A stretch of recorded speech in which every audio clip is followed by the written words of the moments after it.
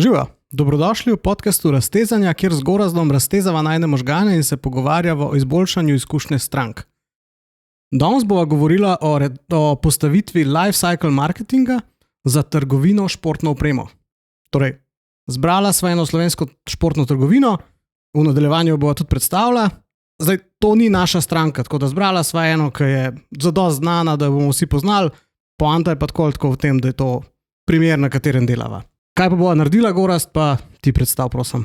Ja, tukaj si že rekel, konkretno vzameva športno trgovino, kjer bo šlo za športno trgovino Grazca, pa še malo predstava, pa bova točno definirala, katere kampanje bi lahko delali. Zdaj, ne bova točno definirala mogoče subject line, kakršen bi bil pa v velikem kampanju oziroma kampanj dobrodošlice, ne bo 5 mailov, pa tako, bova pa zelo konkretna v smislu, katere podatke bi pravzaprav mogli zbirati, kako bi pridobili uporabnika, kaj bi bila recimo tista poanta, v kar bi šli s komunikacijo, kako bi pač nek prvi nakup nekoga prepričali, kaj bi mu pa naprej pač ponudili in tako. Vsem tem točno konkretno bi se dogovorila. Tako, ko se lotimo postavljanja strategije za kjerokoli drugo našo stranko, kjer postavljamo life cycle marketing, ne? Ja, tako, čist v živo bova zdaj to delala. Zdaj, preden greva na temo, je tedaj postavljeno vprašanje, pa je danes tako, da bo zate ful zanimivo vprašanje. No, njegovo vprašanje je, kaj so to zero party, first party in third party podatki, kaj bi bili second party podatki, kaj so dobre prakse zbiranja podatkov in s kakšnim namenom, kako upravičimo stroške zbiranja podatkov. To je vprašanje, ki ga je dal tedaj, tako da Andrej, pa imam štimel kaj zapovedati. Ok. To so 3-4 vprašanja, ampak ja. Ok, zero party, first party, third party, pa imamo še second party. Sej, neki sva jih že omenjala, no, ampak če greva zero pa first party podatki, rečemo, da je to v osnovi ista stvar. Torej, to so naši podatki, ki jih mi zbiramo od naših strank. Zero party so tisti, ki so nam jih stranke eksplicitno dale. Torej, stvari, ki so jih upisale v formo, ki so nam povedali komunikacijsko preferenco, kaj jih točno zanima. Medtem, ko first party so tisti podatki, ki jih sledimo z našimi orodji. Zdaj imamo second party podatki, to so podatki, ki jih sledijo naši partnerji, še vedno so enako kot naši, torej podatki individualnih oseb, medtem, ko third party podatki so sledeni podatki, ki jih agregatorji zbirajo in so že agregirani in jih težje, jih ne moramo načeloma priklapljati na naše osebne podatke, ne? A bi pa rekel za tekst, rekel partnerjevi, a veš, taki podatki, se pravi isto email, pa ne vem, nakupi pri partnerju, recimo ne vem, hotelski ponudnik, pa nekdo, ki ponuja neke izlete na destinaciji, bi si mogla pač to izmenjevati, bi si pa mogla dogovoriti, da tisti, ki so v hotelu, zdaj oni njim dajo te podatke, da jih oni lahko nagovorijo, ne grejo na izlet. Tako, zdaj jasno, če govorimo o imenih, priimkih, telefonskih, e-mailih in tako naprej, pa rabimo tudi ustrezno GDPR soglasje, da delimo te podatke. Lahko so pa to še vedno anonimizirani podatki, ki so bolj ali manj uspešno anonimizirani, kjer recimo banke oziroma te procesori kreditnih kartic kupujejo podatke iz lojalnostnih sistemov, kjer pa gre za neko drugo obdelavo, pa so torej podatki tam noter anonimizirani, ampak jih zanima, kaj se skupaj kupuje, na kakšno frekvenco ljudje kupujejo.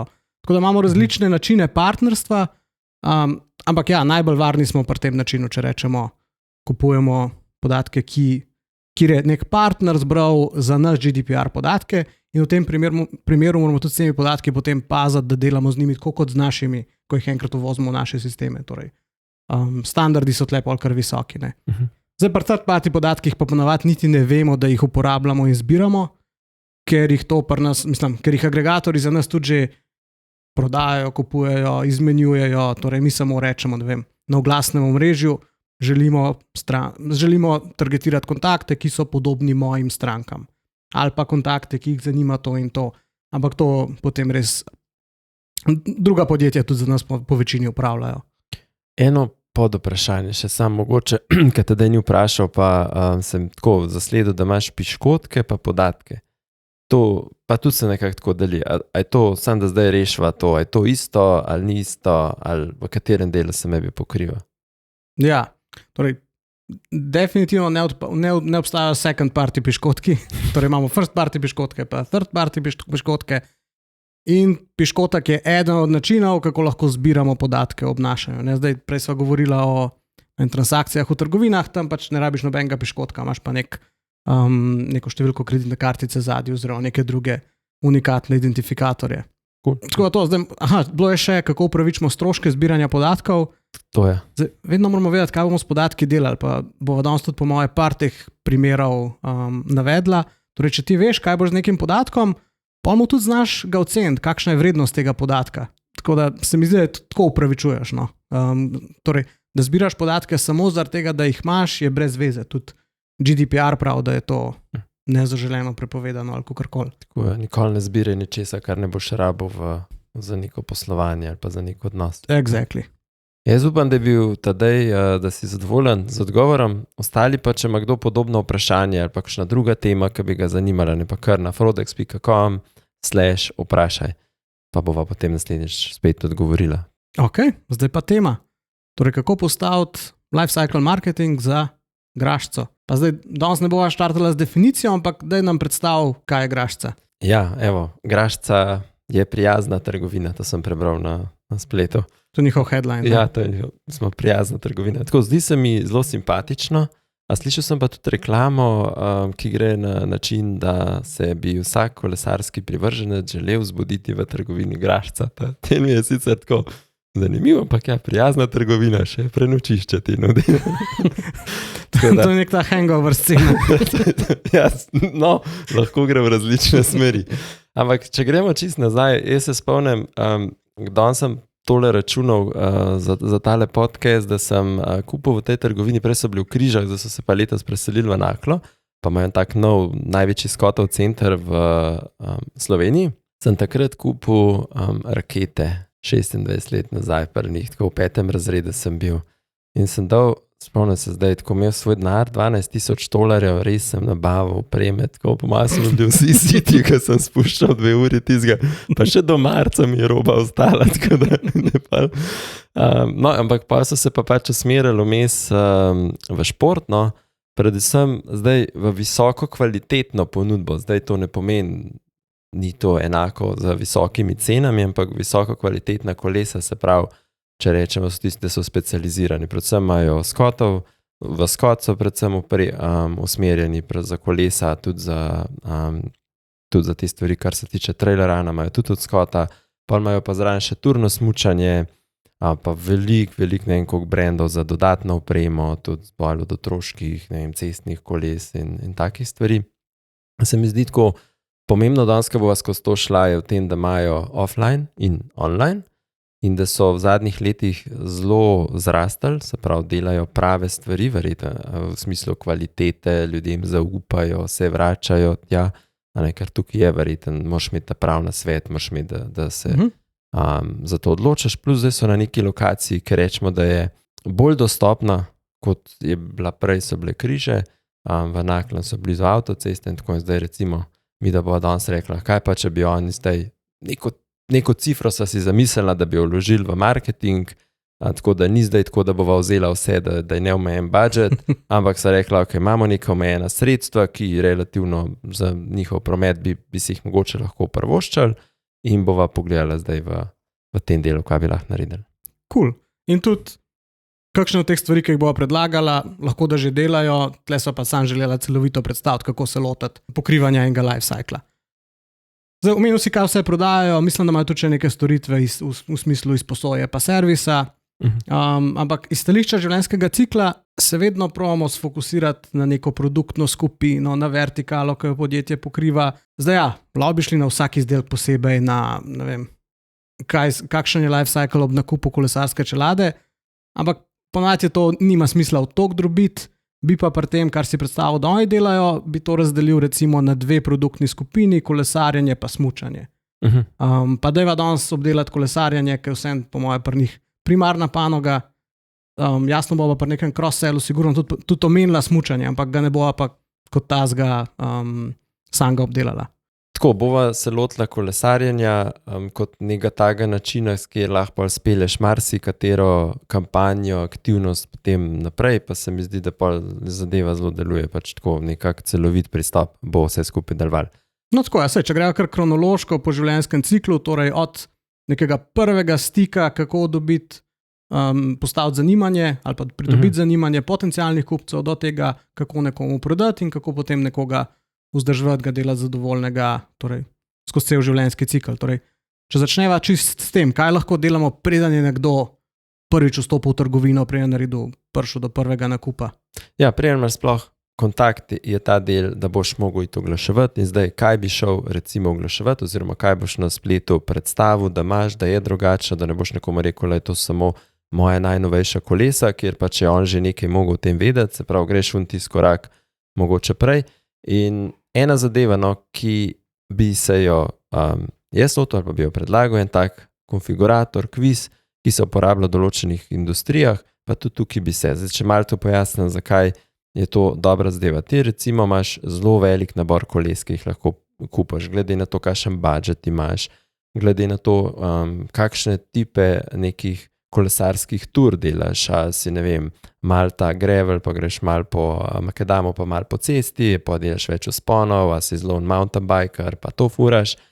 In skozi nek tak kviz uporabniku daješ tako zelo veliko informacij, ga peleš skozi to, ga sprašuješ podrobnosti, v smislu tudi, da veš njegovo velikost, težo, zato da mu znaš predlagati, če boste pa vzeli zdaj tak Scott kolo, ta model, to pomeni pa za vas okvir L, boljši in tako. In mu znaš te stvari razlagati. Zdaj seveda vse to, nekdo da kar nekaj dost efforta v to in zdaj, zakaj kviz je boljš, kot pa če daš sam nek pop-up, pa rečeš, dajte mi e-mail, pa nekaj vam damo zameno, je zato, ker boš zbral vse te podatke zadnjih, na katerih boš pa naprej lahko serijo dobrodošlice, ali pa rečeš te prve kampanje, ki ti da nekdo kontakt, seveda za ta kontakt pa moraš nekaj dati. Ne? In zdaj ti rečeš, ok, daj mi e-mail, ja ti me zdaj tale report poslal, ki smo ga mi sestavili za vas, zelo personalizirano, ven ga bomo tudi v vaš account shranili, če želite, pa damo vam še 5 do 10% popusta, vkolikor se odločite za nakup pri nam kolesa. Zdaj, to je malo odvisen, zdaj, koliko si lahko prvoščo, pa recimo, da tam nekje, moraš dati nekaj zelo konkretnega, da je pol to narediš. Zdaj, drug tak kviz, če rečeva malo drugačen pogled, je, da greš v segment električnih koles, pa rečeš, ali sem jaz, ne vem, tem, ker živim, lahko uporabljam električno kolo kot alternativo avto, ne? A se mi to zdaj splača, ne? Malo gre to v kontekst tega, ker zdaj tudi bo veliko subvencij, zato da se boš lahko pelal, vsaj so zelo omejene za mestna kolesa in tako, ampak recimo je nekdo v neki taki percepciji, pa rečemo, da za tako kolo si se pripravljen tudi iz Ljubljane pelati pol na Gorenjsko, da ga kupaš, da prav bi lahko tudi uporabnike, ki so recimo ali pa Kranj in okolica, Ljubljana in okolica na govoru, se pravi, ni to tako, da zdaj, ok, bo online začel, pa šponem offline zaključil. In taki kvizi, so zelo uporabni za oglaševanje. Ker ljudje se radi engageajo v neke kvize, konfiguratorje, radi te zadeve pogledajo, kje pravzaprav oni so, kaj za njih dobro. Ti imaš pa tudi možnost več komunicirati feature, neke prednosti skozi to, kar vprašanja lahko narediš. Vem, da zavisno, ko je bilo enkrat za zavarovanje, ni nujno, da vprašaš, da je točno, ali rabiš kasko za to pa to, ampak je mogoče vprašanje za divjad, recimo, ne? Ali se veliko voziš skozi, ne vem, gozdove ali pa območje, kjer je, ne vem, velika, pogosto naseljenost neke divjadi, in je tako malo drugače vprašaš stvari, ker ljudje mogoče ne vejo, zdaj rab tak menjalnik, ampak ve pa, kaj on dela. Tako bi se jaz lotil zdaj to prvo zadevo, cilj je dobiti kontakt in GDPR soglasje, da lahko potem naprej na podlagi vseh podatkov, ki smo jih zdaj izbrali, delamo neke kampanje. Tako, če si ti zdaj razložil, kaj bi prvo naredil. Ne, super ideje, ampak ja, torej poanta čim prej prepoznati, kakšen tip kolesarja je nekdo. Je to nekdo, ki kolesar z družino, oziroma je to mogoče nek mestni kolesar, ki mu je pač cilj priti od točke A do B, a je to zdaj nek rekreativc ali je to že nek tak hardcore entuzijast, ki mu je to hobi, mogoče celo že amaterski športnik, ker jasno, različno so različno velike budžete imajo te ljudje, različno veliko bojo prekolesarili, različno spet kakšna bo obraba, kdaj bojo kaj novega rabili, kdo vse lahko še kup zraven njih, vse te stvari lahko zvemo, ne? In jih tudi uporabljamo potem, ko je nekdo kupil. Ker zdaj spet, če nekdo sam hobi kolesar, pa ima dovolj denarja, da kup drago kolo, ali pa je nekdo že amaterski športnik, pa kup drago kolo, še vedno boš drugače potem komuniciral z njima naprej. Okay, dobili smo GDPR soglasje, vzbudili smo neko zanimanje, nekdo je prepoznal nas kot potencialno trgovino, kjer lahko dobi ta izdelek, ki ga želi.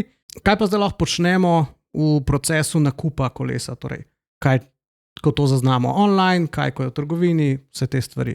Ja, zdaj najprej so zbrali vse te podatke, zdaj praviloma začnemo s kampanjo Dobrodošlica ali pa Welcome kampanjo, ki je sestavljena iz različno količine e-mailov, ki jih pa sestavimo. Cilj v tem delu pa je spodbuditi, se pravi zanimanje za uporabnika prvič, da iz tega, kaj je naredil nek kviz ali pa je bil zelo na nekem stopni awarenessa, zavedanja, da bi nekega želimo spraviti, zdaj pa v konkretne modele, v neko iskanje in mu pač tudi to priporočamo. Hkrati, se pravi, eno je priporočamo mu produkte, katere mislimo, da so za njega najboljši, na drugi strani pa želimo o brandu povedati, zakaj, kje smo mi najboljši, kjer storitve pri nas dobijo, zakaj nas ljudje izberejo, se pravi tudi ta content ostalih uporabnikov, ki so nam recimo dali neka mnenja, zakaj se za nas odločili, ponudimo možnosti, kakšne so financiranja, se pravi, mogoče kaj pol delamo z rabljenimi kolesi tudi. In ves ta del razložimo, tukaj imamo ta moment, ko želimo nekoga izobraziti, bi temu rekli. Ne?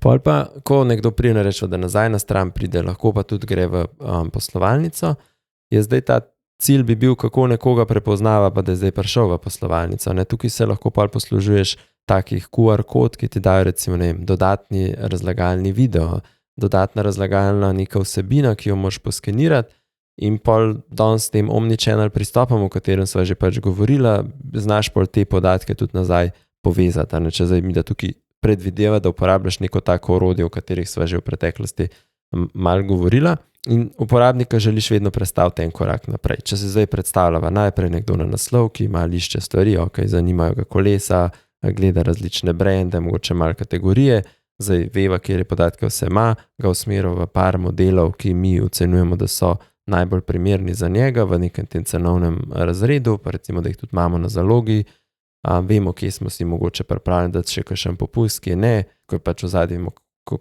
kakšne imamo pogoje za vse te kolesa, in zdaj cilj je, da on to doda v košarico ali, če bo kupil online, ali pa da se naroči na termin. Se mi zdi, da je en tak moment pri nakupu kolesa je, da se že odločaš, malo stvari pogledaš, imaš še ne 3 modele, pa si pa tako priš v trgovino, pa lih takrat priješ popoldan, ko vsi pridejo in pol ni tam nobenega prodajalca, pa ne, da ne bi on želel te pomagati, ampak res ima gužvo in pol si malo tako, ne, sej pa ne bom zdaj nič vprašal, in bi bilo veliko bolj, da se naročiš recimo na 10-15 minut, prodajalec bo vedel, da si ti prišel, lahko ti tudi v opomnik damo neka vprašanja, da je razmislil o teh stvarih, se pravi, kakšen budžet imaš, kako boš potoval, kaj ti je najbolj pomembno, da se bo znal takrat pač pogovarjati, na drugi strani ti bo pa tudi prodajalec že vedel, kdo pride, kakšne so njegove preference, znal bo tudi oblikovati mogoče nek pitch, ali pa bo ti rekel, ok, to si gledal, to je to, imamo zdaj še nekaj takega, dal ti bo to zaprobati, zapeljati, in se mi zdi, to je ta izkušnja pol, ki ti naredi, če se zdaj reka, so prijazna trgovina, tukaj bi lahko to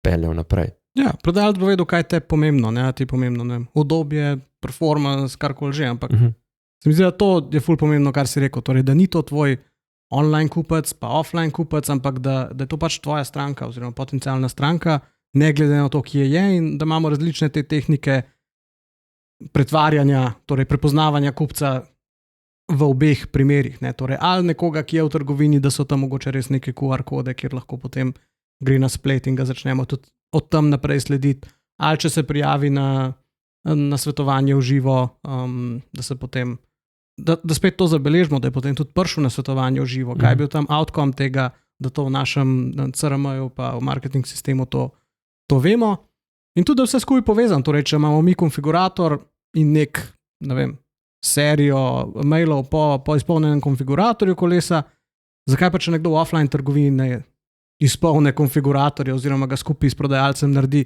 zakaj se ne bi tam isto nek proces štartov, a ne? Tle se mi zdi, da to je zelo v smislu, ja, online lahko vse delamo, offline pa se pa kar nič ne da, je neka taka premisa, čeprav so čist mečkani triki, kako to narediti. Sploh pri nekim takim pri neki taki stvari, kot je nakup kolesa, kjer si vzameš malo več časa za razmislek, ok, če zdaj kupuješ kolo za, ne vem, 300 € v Decathlonu, verjetno je to manj, ampak za vsem taka kolesa, ki jih prodaja Grašca, večkrat razmisliš, kaj rabiš, kje boš kolesaril, koliko boš za to dal in se engageaš in ti ni problem tudi tam v trgovini nekega podatka pustiti. Ne?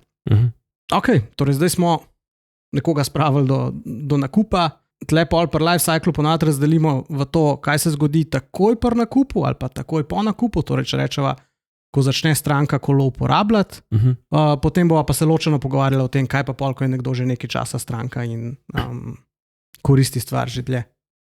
Ja, zanimiv si mi povedal en case za to, da ljudje zamenjajo te športne copate, da so se pogovarjala, ker pač nimajo te izkušnje, ki so ga imeli prejšnje, ne, koliko je pomemben ta onboarding, oziroma jaz bi rekel, to pri kolesu bi isto naredil. Ne? Ja, pri Supergi so se pogovarjali, da novi Supergi so vedno trdi pa neudobni in si rečeš, bom raje to stare uporabljal in te more trgovec, sploh pa online nakupu ti reči, okay, kako zdaj vhoditi ta copat, da ti bo dober. Ne? Ja, in niste pri kolesu, veš, upravil si nakup večje vrednosti ponavadi in zdaj moraš dati temu kolesarju en občutek, da se je prav odločil, da bo znal izkoristiti čim več lastnosti tega kolesa, ki ga je kupil, da njegove prednosti zna izkoristiti in to mu skozi neko serijo takih mailov, ne da mu nekaj mogoče takoj prodajaš, lahko bi mu združil tako, veš, 3/4 maila je o tem, kako dobro izkoristiti ta kolo, kaj so taki performansi, kaj so neki tips and trik, ki jih je dobro vedeti, če bo šel zdaj na prvo turo, tako, drugo, četrto, ne? In potem od spodaj daješ pa še kakšna priporočila za dodatno opremo. Sej iz same transakcije veš, kaj že kupil. Sej predvidevam, da vsakič, ok, si že imel prej kolo, pa imaš že neki svoje opreme, ne? Drugo pa je, kar bi zaznal lahko tudi na prodajnem mestu, a zdaj ste zelo na novo, boste začeli kolesariti, koliko je delate in veš, da če je zelo bolj na novo, verjetno neka serija stvari, ki jih bo uporabnik kupil, a ne, pa želi pol, ne, če ima nov kolo, mogoče tudi nov dres imeti. Pa ok, še čevlje za SPD pedala kupil, pa pol fuldarnike, nogavice, pa še zaščitna oprema, ki je vedno bolj pomembna. A veš, in ta del bi lahko tudi dodajal noter. In se zdi, eno je ta onboarding v tvojo opremo, ki si jo vzel, drug del je pa poprodaja, kjer pa pol probaš najprej brez popustov, pa še kakšen popust mogoče naknadno dodati v smislu, lej, zdaj tukaj prijavi se na opomnik za servis, pa ti damo, ne vem, neko ugodnost. Eno stvar, ki sem pozabil prepovedati, ki se mi zdi zelo pomembna, je ta, da saj jaz sem tako izkušnjo, večino koles, ki kupaš, dobiš v roke pol fizično garancijo. In se mi zdi, imaš en tak moment, če že prej nekdo ti ni dal kontakt ali pa si naredil profile, rečeš, ok, imamo tukaj garancijo, dajte tukaj sam, ne vem, izpolnite na tablici nekaj, vam bomo to garancijo naložili v vaš profil, hkrati vam odpremo vaš profil, a se strinjate, da vam damo tudi opomnik za prvi brezplačni servis, ki vam pripada po 3 mesecih, 6 mesecih, tam toliko, da ne pozabite, ker nam je res pomembno, da to pogledamo in hkrati si lahko naročite tudi opomnik za neke redne servise, ki vas bo to spomnil, a veš, in ne vem, nekaj daš, mogoče kakšno ugodnost za ta prvi plačljiv servis, hkrati pa veš, da ima uporabnik to tam in ne bo nate pozabil. Hudo je, plus kot uporabnik si tega valjda želiš, ker se vsi rečemo, ja, bom prišel na servis, sploh ker je zastonj ta prvi ponavad, pa pač malo pozabiš, malo si ne dačev, pač dobiš nek e-mail, SMS, takrat, ko ne bi to naredil, je pa večja verjetnost, da boš naredil to zaradi sebe, pa zaradi kolesa, ne?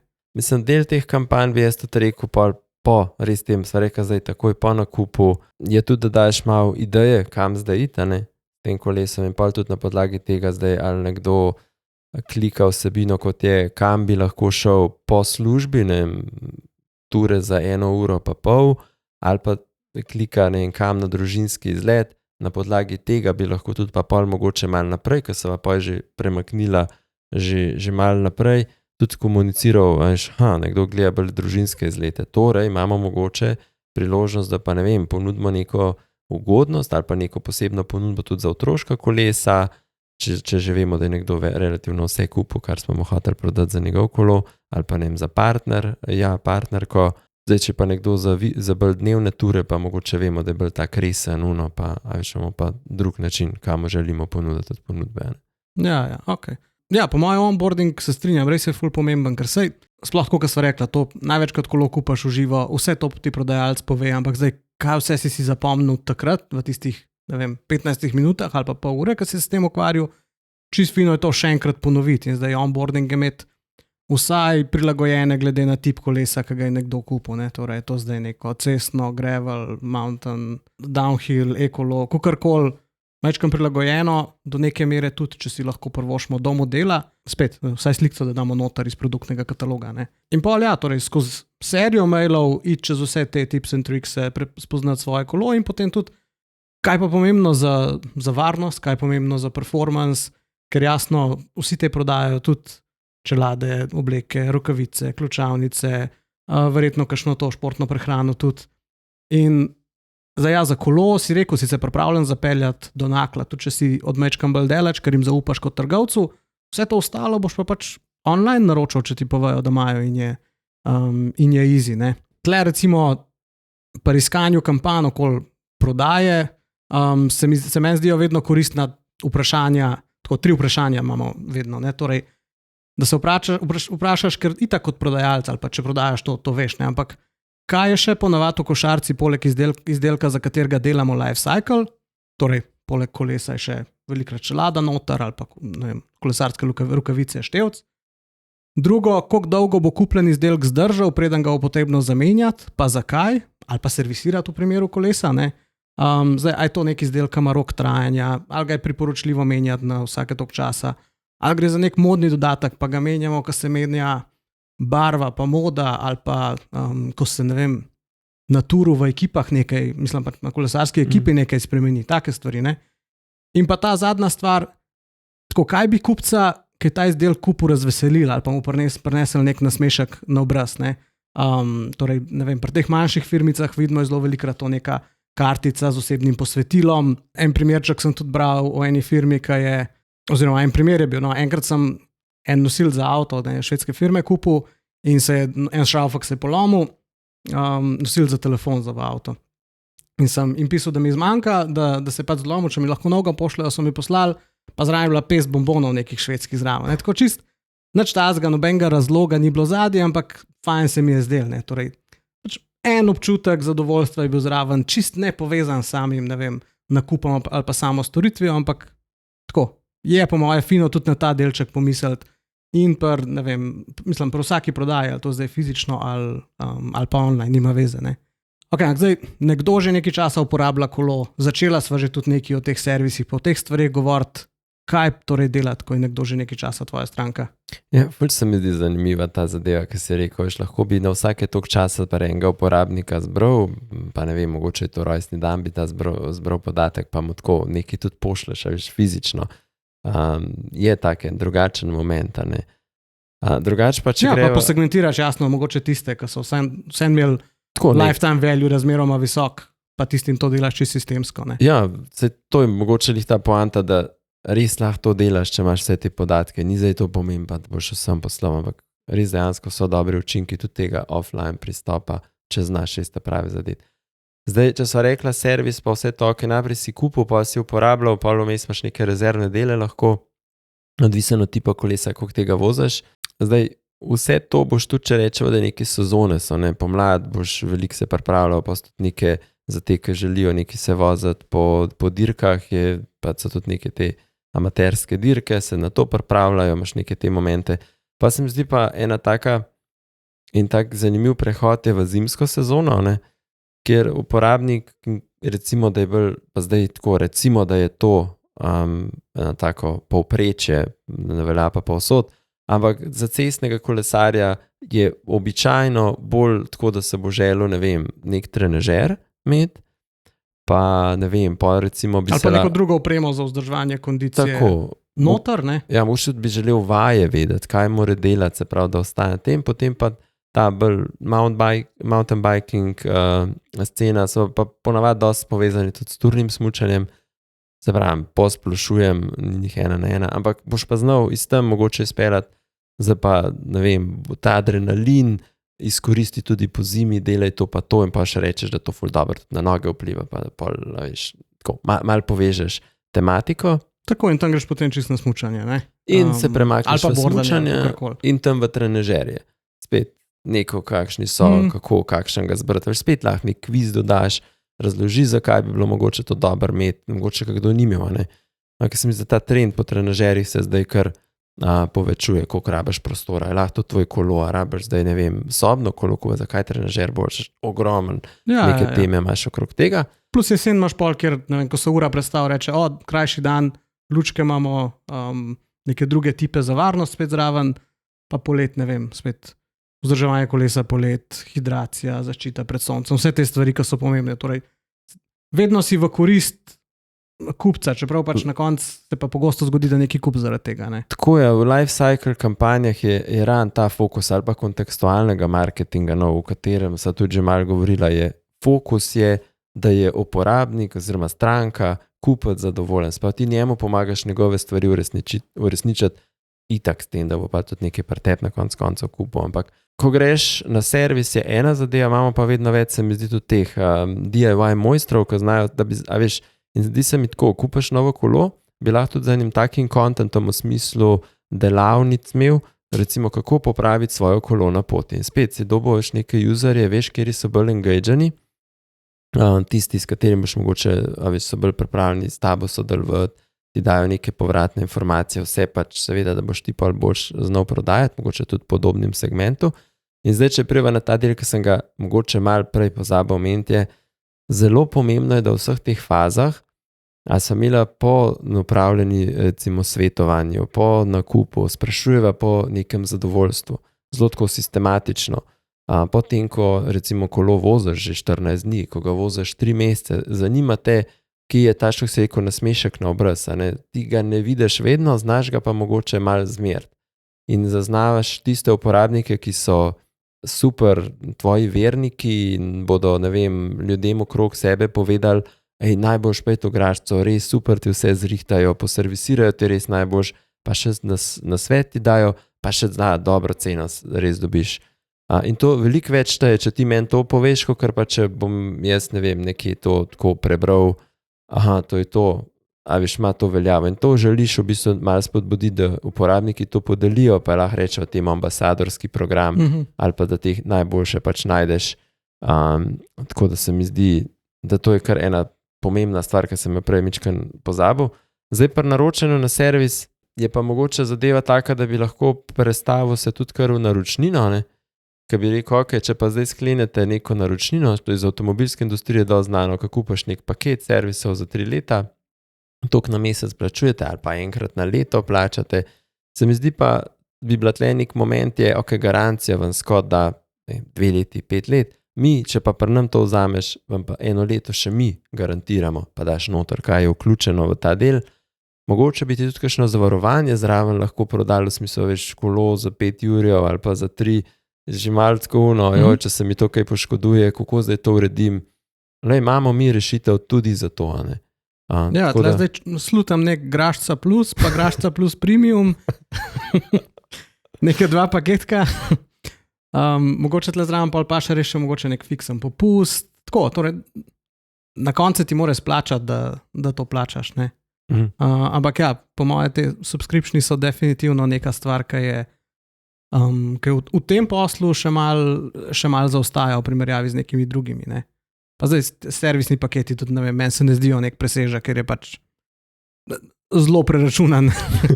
Pač dobiš tistih par servisov z nekaj popusta. Ja, samo zadržiš stranko, veš, pa ima kar dober moment pri kolesu, sploh tako, Ja, se to. Hočem sam reči, fino je mogoče še par bombončkov zraven dati, ne vem, mogoče par partnerskih stvari, ne vem, delček štartnino za neko dirko ali pa še nekaj daš zraven, pa je to ful bolj zanimivo. Poj nisem Grašca Plus, ampak to v bistvu kar nek program zvestobe, ki bi ga človek na mestu Grašce štartal.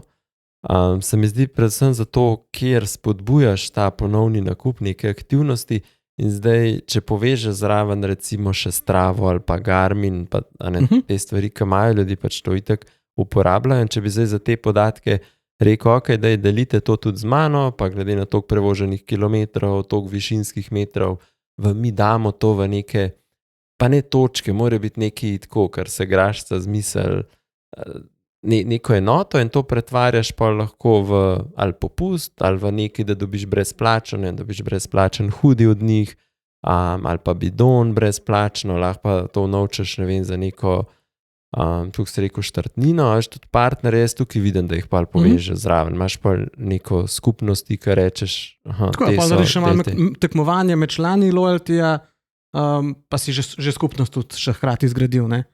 Ja, skupnost se mi zdi pa v kolesarstvu zelo pomembna. A če imaš ti recimo, zavzameš kolo, pa tako, še vedno bi jaz rekel, da je tudi kolesarstvo na nek način je tudi ekipni šport. Pa ne v tem smislu ekipni podajamo si, ampak ne vem, furat nekam je boljši v družbi, nekdo ti malo predstavlja, da je pa en nov trail zelo dober, pa ne vem, kakšna debata, pa tako, ali pa recimo za popoldan, da najdeš, ne vem, skupino, ki se ji lahko pridružiš.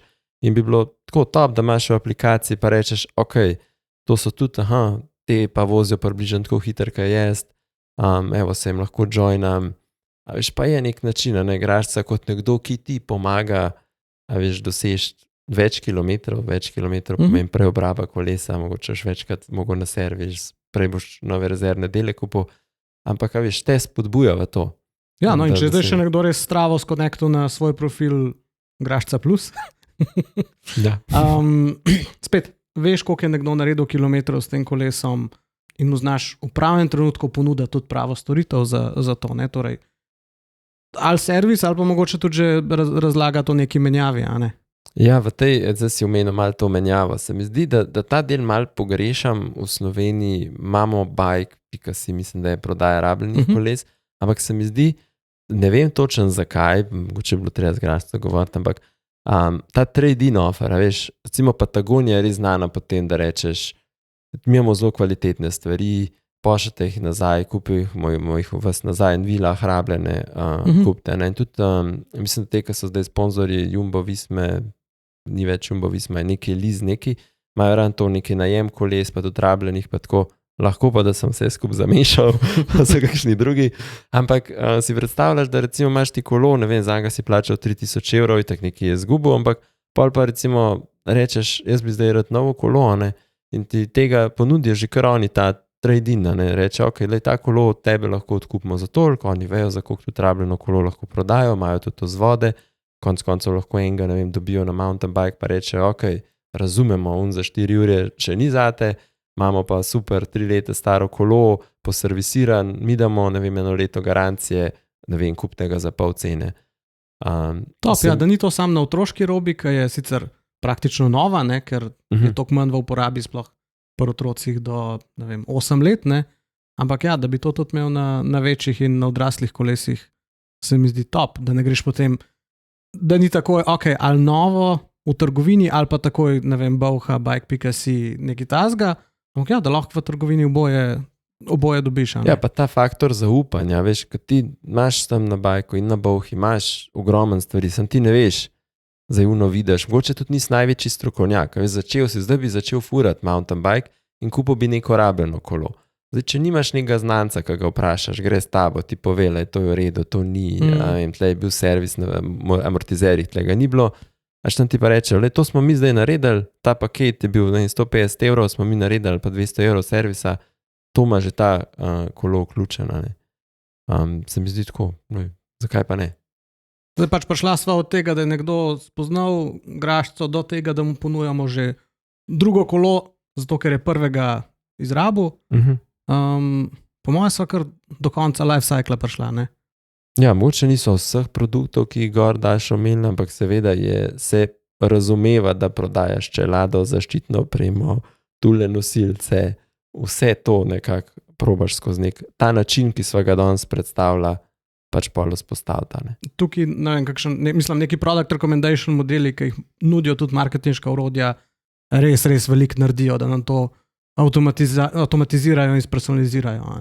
Zdaj, če vam je bil ta case zanimiv, pa bi želeli tudi na vašem brandu, da to narediva, nam isto lahko pišete na frodex.com/vprašaj, točno napišete, kateri je vaš brand, znamka, pa bova to naredila na enem drugem primeru tudi.